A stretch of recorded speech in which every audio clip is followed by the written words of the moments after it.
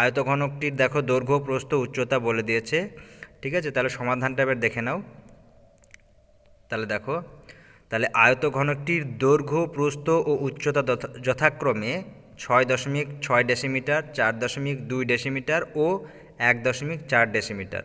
ঠিক আছে, তোমরা প্রত্যেকের পাশে ডেসিমিটারগুলো লিখে নেবে। 6.6 ডেসিমিটার, 4.2 ডেসিমিটার ও 1.4 ডেসিমিটার। ঠিক আছে, তাহলে বলো নীরের যে আয়তঘনকটি আছে তার আয়তন কী হবে? আয়তঘনকের আয়তনের ফর্মুলা আমরা কি জানি? দৈর্ঘ্য গুণ প্রস্থ গুণ উচ্চতা। ঠিক আছে, তাহলে দৈর্ঘ্য দেখো 6.6 গুণ প্রস্থ মানে 4.2 গুণ উচ্চতা মানে 1.4 এত ঘন ডেসিমিটার। আয়তনের একক ঘন হয় আমরা জানি। তাহলে এটা হলো নিরেট আয়তঘনকটির আয়তন। আচ্ছা, এই গুণটা আমরা নির্ণয় করব না, এভাবেই রেখে দেবো। ঠিক আছে, তাহলে আমাদের কাটাকাটি করতে সুবিধা হবে। আচ্ছা, ধরি এই যে আয়তঘনকটা গলিয়ে যে গোলক তৈরি করা হয়েছে, কোশ্চেনে জিজ্ঞাসা করা হয়েছে কটি গোলক তৈরি করা হয়েছে। আমরা ধরে নিলাম যে এই গোলকটা গলিয়ে এক্সটি 2.1 ডেসিমিটার দৈর্ঘ্যের ব্যাসের গোলক তৈরি করা হয়েছে। তাহলে এক্সটি গোলক তৈরি করা হয়েছে যার ব্যাস বলা আছে 2.1 ডেসিমিটার। তাহলে তার ব্যাসার্ধ কত হবে? 2.1/2 হবে, মানে অর্ধেক, তাই তো? তাহলে এই যে এক্সটি 2.1 ডেসিমিটার ব্যাসের নিরেট গোলকের আয়তন কত হবে? দেখো, একটি নিরেট গোলকের আয়তনের ফর্মুলা আমরা কি জানি? 4/3 পাই আর কিউব, তাই তো? আর মানে হচ্ছে ব্যাসার্ধ। তাহলে 4/3 গুণ পায়ের মান হচ্ছে 22/7 গুণ ব্যাসার্ধ আর কিউব মানে হচ্ছে ব্যাসার্ধর কিউব। তাহলে ব্যাসার্ধ কত? দেখো 2.1/2, তাই তো? তাহলে তার কী হবে? হোল কিউব হবে, তার হোল কিউব। তাহলে এটা গেল একটি যদি গোলক তৈরি হয় তাহলে তার আয়তন। তাহলে এখানে আমরা কটার নির্ণয় করছি? এক্সটার। তাহলে এক্সটি গোলকের মোট আয়তন কত হবে বলো? তাহলে এক্সটি 2.1 ডেসিমিটার ব্যাসের নিরেট গোলকের মোট আয়তন হবে কি? এই যে এর সঙ্গে কি হবে? এক্স গুণ, তাই না? তাহলে হবে এক্স গুণিত 4/3 গুণিত 22/7 গুণিত 2.1/2 তার হোল কিউব এত ঘন ডেসিমিটার। এবার দেখো, এই যে নিরেট আয়তঘনকটি আছে, এই নিরেট আয়তঘনকটি গলিয়েই কিন্তু এই যে এক্সখানা গোলক তৈরি করা হয়েছে। তার মানে কি? এই নিরেট আয়তঘনকটির যে আয়তন আর এই যে এক্সটি যে গোলক তৈরি করা হয়েছে, এই এক্সটি গোলকের মোট আয়তন কী হবে? সমান হবে, তাই না? কারণ আয়তঘনকটা গলিয়েই তো এই গোলকগুলো তৈরি করা হয়েছে। তাহলে প্রশ্নানুযায়ী কী হবে দেখো, এই যে এক্সটি গোলকের মোট আয়তন সমান নিরেট আয়তঘনকটির আয়তন। ঠিক আছে, তাহলে মানগুলো বসিয়ে দিবে। এক্সটি গোলকের মোট আয়তন কত? এই যে এইটা। ঠিক আছে, তাহলে এটা বসিয়ে দিলাম এর জায়গায়। আর নিরেট আয়তঘনকের আয়তন দেখো এখানে বার করা আছে, নিরেট আয়তঘনকটির আয়তন। তাহলে এটা এখানে আমরা বসিয়ে দেবো। ঠিক আছে, 6.6 গুণ 4.2 গুণ 1.4। ঠিক আছে, আচ্ছা নেক্সট লাইন এবার আমরা বাম দিকে শুধু এক্স সমান বার করব। তাহলে কী হবে দেখো, ডান দিকেরগুলো এই পর্যন্ত আমরা লিখে নিলাম। এবার বাম দিকে যেটা আছে এইটা ডান দিকে গেলে কী হয়ে যাবে? উল্টে যাবে সব। তাহলে দেখো এটা 3/4 হয়ে গেল, এটা তারপর এটা 7/22 হয়ে গেল। তারপরে দেখো 2.1/2কে যদি দশমিক ওঠায় তাহলে দেখো 21/20 হয়। তাহলে এটা উল্টে গেলে কী হয়ে যাবে দেখো? 20/21 তার হোল কিউব। ঠিক আছে, পরের লাইনে কি করব? এই যে 20/21 হোল কিউবকে 3টে গুণ আকারে লিখে দেবো। দেখো এই যে 20/21 গুণ 20/21 গুণ 20/21। আর এখানে কি করব? এই যে দশমিকগুলো আছে 6.6 মানে 66/10, 4.2 মানে 42/10, 1.4 মানে 14/10। ঠিক আছে, তারপরে এইটা কাটাকাটিটা তোমরা নিজেদের মতো করবে, দেখবে ফাইনাল এক সমান অ্যান্সার বেরিয়ে গেল 8। তার মানে কি? ওই আয়তঘনকটি গলিয়ে কটি নিরেট গোলক তৈরি করা যাবে? না, অ্যান্সার হবে 8টি। আচ্ছা, আর একটা অ্যান্সার কী দিয়েছে যে প্রতিটি গোলকে কতটা ধাতু থাকবে। তার মানে প্রতিটি গোলকে কতটা ধাতু থাকবে, তার মানে সেটার আয়তন, তাই না? তাহলে আমরা আয়তনের ফর্মুলা কি জানি? একটা গোলকের আয়তনের ফর্মুলা 4/3 পাই ইন্টু ব্যাসার্ধর কিউব। আর কিউব মানে হচ্ছে ব্যাসার্ধর কিউব। তাহলে দেখো 4/3 গুণিত পাই মানে হচ্ছে 22/7 গুণ আর কিউব মানে ব্যাসার্ধর কিউব। দেখো গোলকের ব্যাস বলা আছে 2.1, তাহলে ব্যাসার্ধ কত হবে? 2.1/2। আচ্ছা, তাহলে হোল কিউব হবে এত ঘন ডেসিমিটার। ঠিক আছে, আচ্ছা তাহলে এবার কী করবো দেখো, 4/3 গুণিত 22/7 গুণিত 2.1/2কে যদি দশমিক ওঠায় তাহলে হবে দেখো 21/20। আর হোল কিউবের ধরুন এটা 3বার গুণ হবে। এবার কাটাকাটি তো করে তোমরা কাটাকাটিটা নিজেদের মতো করবে। দিয়ে দেখো উপরে বার হচ্ছে 4851 বাই নিচে 1000 ঘনসেমি। তাহলে এটা পয়েন্ট করলে কত হবে বলো তো? 3 ঘর আগে দশমিক বসবে, যেহেতু নিচে 3টে শূন্য আছে, তাহলে 4.8 851 ঘন ডেসিমিটার। তাহলে প্রতিটি গোলকে কতটা ধাতু থাকবে, মানে তামা থাকবে, তাহলে অ্যান্সার হয়ে যাবে, তোমরা নিচে লিখে নেবে যে প্রতিটি গোলকে ধাতু থাকবে 4.851 ঘন ডেসিমিটার। ক্লিয়ার? আচ্ছা, নেক্সট এবার তোমরা 10-এর অঙ্কটা দেখো কি বলেছে। 10-এর অঙ্কটা কী বলছে, 4.2 সেমি দৈর্ঘ্যের ব্যাসার্ধের একটি নিরেট সোনার একটি নিরেট গোলক পিটিয়ে 2.8 সেমি দৈর্ঘ্যের ব্যাসের একটি নিরেট লম্ববৃত্তাকার দণ্ড তৈরি করা হচ্ছে। তাহলে এখন একটা গোলক আছে, সোনার নিরেট গোলক, যার ব্যাসার্ধ বলে দিয়েছে 4.2 সেমি। তাহলে এই গোলকটা গলিয়ে এখন একটা লম্ববৃত্তাকার দণ্ড তৈরি করা হয়েছে। ঠিক আছে, লম্ববৃত্তাকার দণ্ডের দৈর্ঘ্যটা, ব্যাসটা বলে দিয়েছে 2.8 সেমি। তাহলে এই দণ্ডটার দৈর্ঘ্য কত হবে নির্ণয় করতে হবে। ঠিক আছে, তাহলে আমরা কি করব দেখো, প্রথমে এই যে নিরেট গোলক আছে সোনার, তার আয়তন বার করব, আর এখানে এই দণ্ডটার দৈর্ঘ্য দেয়া নাই, তাহলে দৈর্ঘ্য আমরা ধরে নেব। ঠিক আছে, তাহলে এই দণ্ডটার আয়তন বার করব। যেহেতু এই গোলকটা গলিয়েই দণ্ডটা তৈরি করা হয়েছে, তাহলে গোলকের আয়তন আর দণ্ডের আয়তন কী হবে, সমান হবে। ঠিক আছে, একদম ইজি অঙ্ক, তবুও দেখে নাও তোমরা 10-এর অঙ্কটা। এই যে দেখো, নিরেট গোলকটির ব্যাসার্ধ বলা আছে 4.2 সেমি। ঠিক আছে, তাহলে নিরেট গোলকটির আয়তন কত হবে, আমরা গোলকের আয়তনের ফর্মুলা আমরা জানি, আগেই বললাম, 4/3 পাই আর কিউব। তাহলে 4/3 পাই ইন্টু আর মানে হচ্ছে এই যে ব্যাসার্ধ, তার মানে 4/4.2 তার হোল কিউব, এত ঘন সেমি। ঠিক আছে, আচ্ছা, চোঙাকৃতি দেখো, যে লম্ববৃত্তাকার চোঙাকৃতি যে দণ্ডটা তৈরি করা হয়েছে, তার দৈর্ঘ্য বলা নাই, অর্থাৎ উচ্চতা যেটাকে আমরা বলে, তাহলে তার দৈর্ঘ্য আমরা ধরে নিলাম 8 সেমি। আচ্ছা, এই চোঙাকৃতি লোহার দণ্ডটির ব্যাসার্ধ কত, দেখো ব্যাস বলা আছে 2.8, তাই না? তাহলে ব্যাসার্ধ কত হবে, তার অর্ধেক, মানে 2.8/2, তার মানে 1.4 সেমি। ঠিক আছে, আচ্ছা, তাহলে এই যে চোঙাকৃতি দণ্ডটা তৈরি করা হয়েছে, তাহলে তার আয়তন কত হবে, আমরা জানি চোঙের আয়তনের ফর্মুলা কি, পাই আর স্কোয়ার এইচ। চোঙের আয়তনের ফর্মুলা হচ্ছে পাই আর স্কোয়ার এইচ। তাহলে দেখো পাই গুণিত আর মানে কি, এর ব্যাসার্ধ, ব্যাসার্ধ কত, এই যে দেখো 1.4, তাহলে আর স্কোয়ারের জায়গায় আমরা লিখবো 1.4 স্কোয়ার ইন্টু এই যে উচ্চতা, উচ্চতা মানে হচ্ছে দণ্ডটির দৈর্ঘ্য, তাহলে দৈর্ঘ্য কত, এইচ, তাই না, আমরা ধরে নিয়েছি, তাহলে এত ঘন সেমি। তাহলে দেখো, যেহেতু এই নিরেট গোলকটা গলিয়েই এই লম্ববৃত্তাকার চোঙাকৃতি লোহার দণ্ডটা তৈরি করা হয়েছে, তাহলে কী হবে, এই যে গোলকের আয়তন আর এই লম্ববৃত্তাকার চোঙাকৃতি দণ্ডটির আয়তন কী হবে, সমান হবে। ঠিক আছে, তাহলে এটা আমরা শর্ট প্রশ্ন অনুযায়ী লিখে দেবো, এই দুটো সমান। ঠিক আছে, তাহলে পাই ইন্টু 1.4 তার হোল স্কোয়ার ইন্টু এইচ সমান 4/3 পাই ইন্টু 4.2 তার হোল স্কোয়ার, এই হোল কিউব। ঠিক আছে, ওই যে দুটি আয়তন আমরা সমান করে দিলাম। এবার এই সমান কী লিখবো, তাহলে দেখো এই সমান কী হয়ে যাবে, দেখো এই পাইটা নিচে চলে যাবে আর 1.4 হোল স্কোয়ারটাও নিচে চলে যাবে। ঠিক আছে, আর এদিকে কত আছে দেখো, 4/3, সেটা লিখলাম, দেখো 4/3 পাই লিখেছি, পাই, এই দেখো 4.2 তার হোল কিউব আছে, মানে কি 4.2 আমরা 3বার গুণ দিয়ে লিখবো। আর নিচে কত যাবে, তাহলে দেখো নিচে একটা এই যে পাই গেল নিচে, আর 1.4 হোল স্কোয়ার আছে, তার মানে 1.4 হোল স্কোয়ার মানে আমরা 2বার লিখব। এবার কি করবো দেখো, এই 4.2 দশমিকের সঙ্গে 1.4 একটা দশমিক উঠলো, এই 4.2 এর সঙ্গে এই 1.4 দশমিক উঠলো, আর এই 4.2 এর দশমিক উঠিয়ে নিচে একটা 10 নিলাম। ঠিক আছে, এরপর তোমরা নিজেরা কাটাকাটি করবে, এখানে দেখো পাই পাই কেটে যাচ্ছে, বাকি কাটাকাটিটা তোমরা নিজেদের মতো করবে। যে এই সমান দেখো উপরে পড়ে থাকছে 12 গুণিত 42/10। ঠিক আছে, তাহলে 12কে 42 দিয়ে গুণ করো, দেখো 504 আসছে, বাই 10 মানে এক ঘর আগে দশমিক বসবে, তার মানে 50.4। ঠিক আছে, তাহলে লোহার দণ্ডটির উচ্চতা বা দৈর্ঘ্য কত হবে বলো, 50.4 সেমি। ঠিক আছে, আচ্ছা, তাহলে এই অঙ্কটা কমপ্লিট হলো।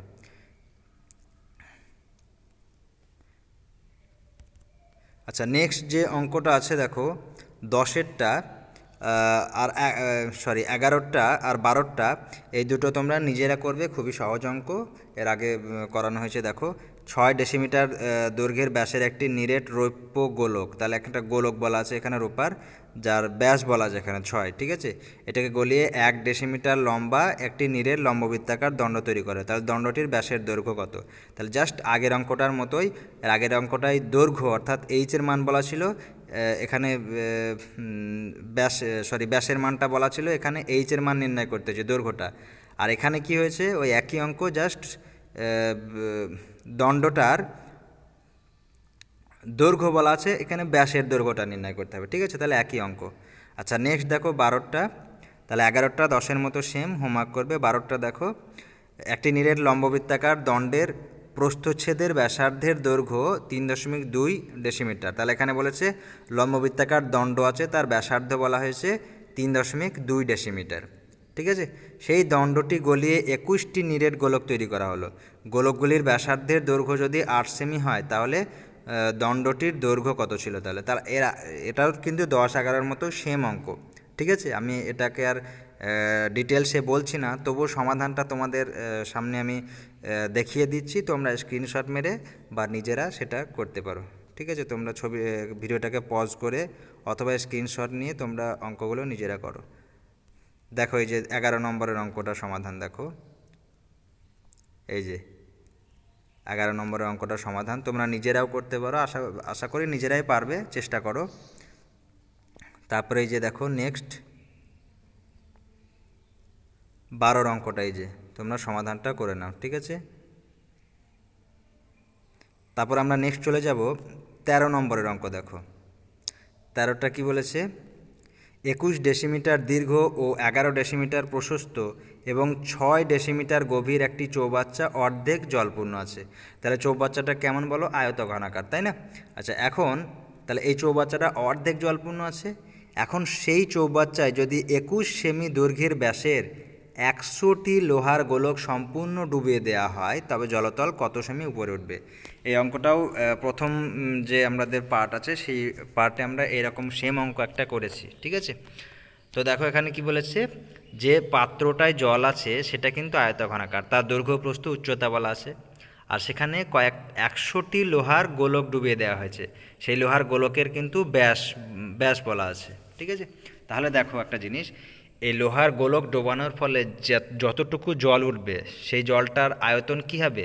এই 100টা লোহার গোলকের যা আয়তন, মোট আয়তন, তার সঙ্গে সমান হবে। ঠিক আছে, তাহলে সমাধানটা দেখে নেওয়া হবে 13-র। এই যে দেখো, তাহলে একবারে আমরা 100টি গোলকের আয়তন বার করব। 100টি গোলকের দেখো 21 সেমি ব্যাস বলা আছে। আচ্ছা, সেমিকে আমরা ডেসিমিটার করে, 21 সেমি মানে কত ডেসিমিটার হয় বলো? 2.1 ডেসিমিটার। তাহলে 2.1 ডেসিমিটার ব্যাসের গোলকের মোট আয়তন কতটার? 100টার। আচ্ছা, গোলকের আয়তনের ফর্মুলা আমরা কি জানি? আগেই দেখলাম, 4/3 ইন্টু পাই ইন্টু ব্যাসার্ধের কিউব। আচ্ছা, 2.1টা কি? ব্যাস। তাহলে ব্যাসার্ধ কত হবে? দেখো 2.1/2, তার ঘন সেমি মানে হোল কিউব হবে। তাহলে এটা গেল একটা। যেহেতু আমরা মোট 100টা বার করছি, তাহলে তাকে 100 দিয়ে গুণ হবে। আমরা ফর্মুলা জানি যে 4/3 পাই আর কিউব, আর মানে ব্যাসার্ধ। তাহলে এখানে দেখো ব্যাসার্ধ জায়গায় আমরা লিখেছি 2.1/2, তার দেখো হোল কিউব লিখেছি, যেহেতু আর কিউব থাকে। ঠিক আছে, তাহলে এটা গেল 100টা যে গোলক, তার মোট আয়তন। আচ্ছা, এইবার এই 100টি গোলক চৌবাচ্চার জলে ডোবানোর ফলে জলতলের উচ্চতাটা কিছুটা বৃদ্ধি পাবে। তাহলে আমরা ধরে নিলাম যে জলতলের উচ্চতা বৃদ্ধি পাবে H ডেসিমিটার। ঠিক আছে, অর্থাৎ জল যতটুকু ছিল তার থেকে H ডেসিমিটার উপরে উঠেছে। তাহলে এই যে চৌবাচ্চায় জলটা আছে, তার দৈর্ঘ্য কতটা? 21 ডেসিমিটার, তার প্রস্থ কতটা? 11 ডেসিমিটার, তাই তো? তাহলে চৌবাচ্চার জল কতটা উঠেছে? H ডেসিমিটার উপরে রয়েছে। তাহলে এই যতটুকু জল উপরে উঠেছে তার আয়তন কত হবে দেখো? তাহলে দেখো 21 গুণিত 11 গুণিত উচ্চতা কতটা উঠেছে, আমরা উত্থিত জলের আয়তন বার করছি। যতটা জল আছে তার সেই জল নিয়ে আমাদের দরকার নেই। তাহলে কতটা জল উঠছে? H, তার মানে উচ্চতার জায়গায় আমরা H বসাবো। তাহলে 21 গুণিত 11 গুণিত H, তাহলে এত ঘন ডেসিমিটার জল কিন্তু চৌবাচ্চায় যা ছিল জল, এতটা আয়তন জল উঠে পড়বে। ঠিক আছে, তাহলে আমরা কি বললাম, যে এই 100টি গোলকের মোট যে আয়তন হবে এই জলের চৌবাচ্চার মধ্যে, উত্থিত জলের আয়তনটা কী হবে? এর সঙ্গে সমান হবে। তাহলে শর্তানুসারে কী হবে দেখো, উত্থিত জলের যে আয়তন, এই যে এইটা, সেটা কী হবে? 100টি গোলকের মোট আয়তনের সঙ্গে সমান হবে। তাহলে মানগুলো বসিয়ে দিই। তাহলে এখানে দেখো উত্থিত জলের আয়তন, আর এখানে 100টি গোলকের মোট আয়তন। ঠিক আছে, তাহলে H সমান কী হবে দেখো? H সমান এখানে ডান দিকে দেখো 11 আর 21টা ভাগ হয়ে যাবে, আর ডান দিকে যা ছিল আমরা সেম লিখে দেবো। দেখো 100 × 4/3, এই যে 4/3, ঠিক আছে, 22/7, দেখো সবই লেখা আছে। আর 2.1/2কে যদি দশমিক ওঠাই তাহলে দেখো 21/20 হয়, তাহলে তার হোল কিউব আছে মানে কি 3 বার 21/20 গুণ 21/20 গুণ 21/20, ঠিক আছে। আচ্ছা, এরপরে তোমরা কি করবে, এটাকে কাটাকাটি করে এইচের মান নির্ণয় করো। দেখো ফাইনাল আনসার বেরোবে 21/10, তার মানে 2.1, ঠিক আছে। তাহলে জলতল কতটা উপরে উঠবে, 2.1 ডেসিমিটার উপরে উঠবে, ঠিক আছে। আচ্ছা, নেক্সট এবারে তোমরা 14 নম্বরের অঙ্কটা দেখো। 14 নম্বরের অঙ্কটা ততটা বড় অঙ্কে আসে না, খুবই সহজ অঙ্ক। এটা 2 মার্কে যদিও আসে অঙ্কটা, আমার মনে হয় 2 মার্কে আসবে।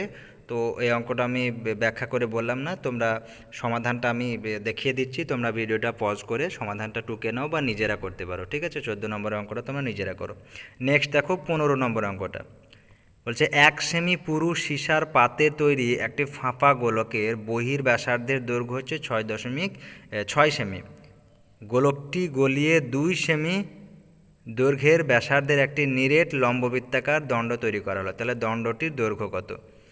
দেখো, তার মানে দেখো একটি গোলক আছে, গোলকটি কিন্তু নিরেট নয়, গোলকটি ফাঁপা আছে, এই যে 1 সেমি পুরু, তাই না? তাহলে এই যে দেখো এইখান থেকে এই বাইরের ব্যাসার্ধটা বলা আছে 6, আর এটা যদি 1 সেমি পুরু হয় তাহলে অন্তর ব্যাসার্ধটা কত হবে? যে ভিতরের দিকের ব্যাসার্ধটা নিশ্চয়ই 1 কম হবে, এখানে এইটুকু বলা আছে 1 সেমি, তাহলে 5 হবে, তাই না? আচ্ছা, তাহলে সমাধানটা দেখো। আচ্ছা, তার আগে যে 14 নম্বরের সমাধানটা আমি দেখিয়ে দিচ্ছি, তোমরা ভিডিওটা পজ করে একটু সমাধানটা করে নাও, নতবা নিজেরা করো, ঠিক আছে, 14 নম্বরেরটা। আচ্ছা, নেক্সট এবার 15টা সমাধানটা আমরা দেখে নিই। তাহলে 1 সেমি পুরু যে গোলক, তার বহির ব্যাসার্ধ কত বলা আছে? 6, তাহলে তার অন্তর ব্যাসার্ধ কত হবে? 1 কম হবে, মানে 5 সেমি, তাই তো। তাহলে ফাঁপা গোলকটিতে সীসার পাত কতটা আছে দেখো। দেখো এই যে বড় গোলক, তার আয়তন, তার ব্যাসার্ধ যদি এইটা হয়, ব্যাসার্ধ যদি 6 হয়, তাহলে এর আয়তন কী হবে? 4/3 × πr³। তাহলে r³ মানে কি? 4/3 × π6³ এই বড়টার আয়তন। এর ভিতরে একটা ফাঁপা গোলক আছে, তাই না? তাহলে এই যে ভিতরে যে ছোট ফাঁপা গোলক, এইখানে তো কোনো পাত নাই এই গোলকটার ভিতরে, তাই না? তাহলে কি করব, পুরো এই বড় গোলকটা থেকে এই ভিতরের এই যে ছোট ফাঁপা গোলকের আয়তন যদি বাদ দিই, তাহলে কতটুকুতে এই যে লোহা আছে কিন্তু বা পাত আছে কিন্তু এইটুকুতে, তাই না? তাহলে এই পাতটুকু পেয়ে যাব কি, এই ভিতরের ছোট গোলকটার আয়তন যদি বাদ দিয়ে দিই, তাহলে ছোট গোলকটার আয়তন কত হবে দেখো, 4/3 পাই ইন্টু এর ব্যাসার্ধ কত? 5, তাই না?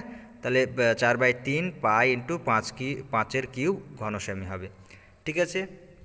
আচ্ছা, এবারে তোমরা এই বিয়োগটা বার করো। দেখো 4/3 পাই কমন যায়, তাহলে 6³ - 5³ 6³ মানে হচ্ছে 216, 5³ মানে 125, তাহলে এটা মাইনাস করলে পাবো 91, তাহলে 4/3 পাই ইন্টু 91 ঘন সেমি, ঠিক আছে। তাহলে এইটা গেল কি, এই ফাঁপা গোলকটায় এতটা পাত আছে, ঠিক আছে, সীসার পাত আছে। এইবার এই গোলকটা গলিয়ে,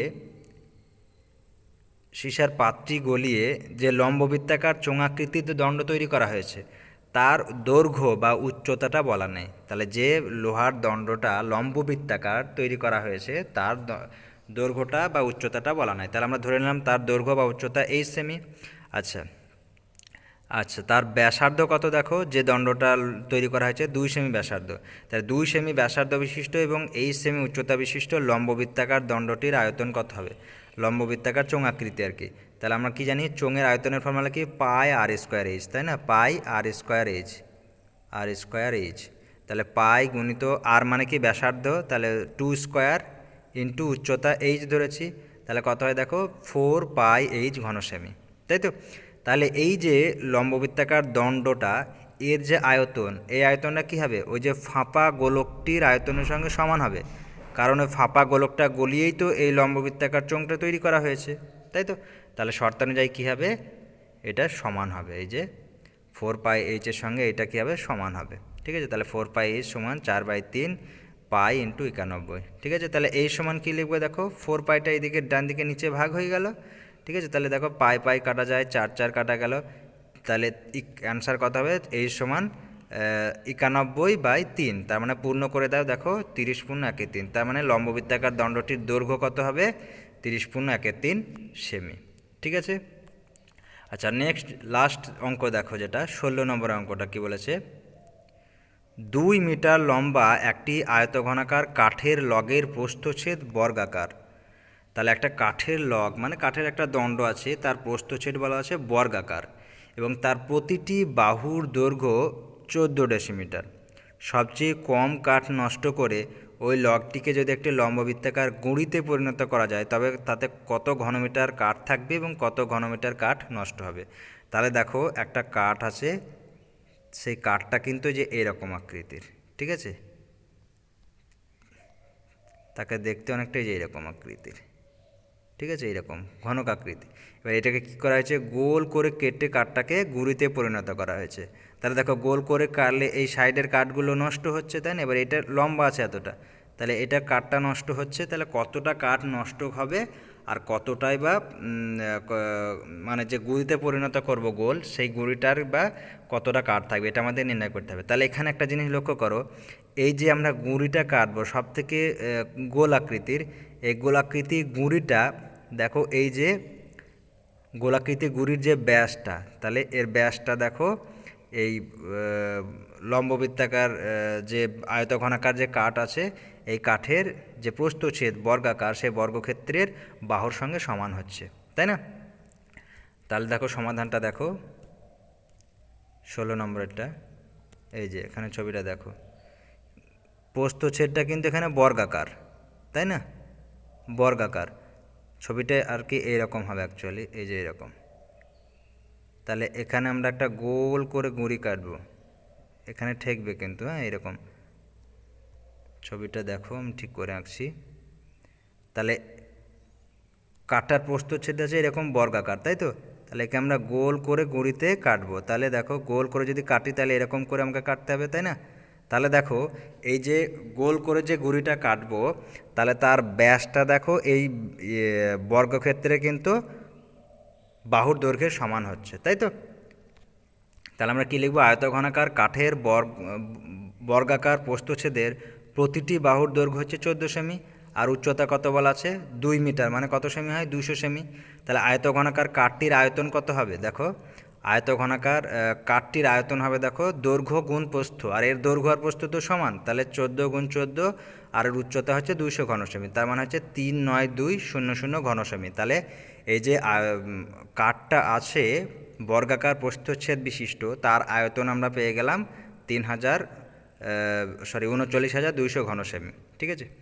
এইবার এই বর্গাকার প্রস্থচ্ছেদ বিশিষ্ট কাঠের গুঁড়িকে সবচেয়ে কম কাঠ নষ্ট করে বৃত্তাকার প্রস্থচ্ছেদ বিশিষ্ট কাঠের লগে পরিণত করতে হবে। তাহলে তার জন্য কি করতে হবে, এই বৃত্তাকার ক্ষেত্রের বা বৃত্তাকার কাঠের লগের যে ব্যাস হবে, সেইটা হবে এই বর্গক্ষেত্রের বাহুর দৈর্ঘ্যের সমান। তার মানে কি, বৃত্তাকার যে লগটি তৈরি করব, তার ব্যাসের দৈর্ঘ্য কত হবে, এর বাহুর দৈর্ঘ্যের সমান, মানে 14 সেমি। তাহলে তার ব্যাসার্ধ কত হবে, তার অর্ধেক, মানে 7 সেমি, তাই তো।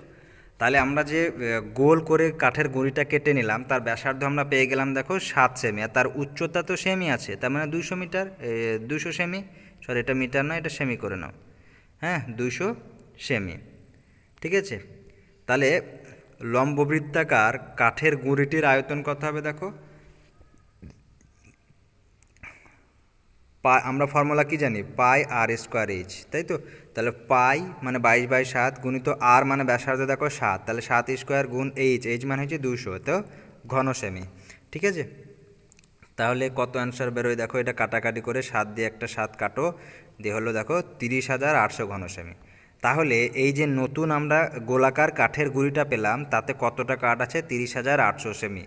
আর আগের যে কাঠটা ছিল, যার প্রস্থচ্ছেদ ছিল বর্গাকার, তাতে মোট কতটা কাঠ ছিল, 39,200। তাহলে কতটা কাঠ নষ্ট হলো, এই 39,200 থেকে আমরা যদি এটা মাইনাস করি এই 30,800, তাহলে আমরা পেয়ে যাবো অ্যান্সার। তাহলে কতটা কাঠ নষ্ট হবে, 39,200 মাইনাস 30,800, তার মানে 8,400 ঘনসেমি কাঠ নষ্ট হবে, ঠিক আছে। আমি আবারও একবার ক্লিয়ার করে দিচ্ছি যে কাঠের প্রস্থচ্ছেদ যদি এরকম ধরো বর্গাকার হয়, তাহলে একে আমরা মানে গোল গুঁড়ির আকারে কাটবো, তাহলে সবথেকে কম কাঠ নষ্ট করে মানে গুঁড়িটা তৈরি করতে হবে। তাহলে দেখো, যে আমরা গোলাকার যে গুঁড়িটা পাবো সবচেয়ে কম কাঠ নষ্ট করে, সেই বৃত্তের আর কি কী হবে, ব্যাসটা কী হবে, এই বর্গক্ষেত্রের বাহুর সঙ্গে সমান হবে। ঠিক আছে? আচ্ছা, আশা করি তোমরা সবাই বুঝতে পেরেছো। এরপরে যদি কোনো সমস্যা থাকে তাহলে তোমরা অবশ্যই আমাকে জানাবে। ঠিক আছে, তাহলে আজকের এখানেই তোমাদের এই চ্যাপ্টার শেষ হলো। তোমরা অঙ্কগুলো ভালো করে প্র্যাকটিস করো, অবশ্যই প্রত্যেকেই প্র্যাকটিস করবে।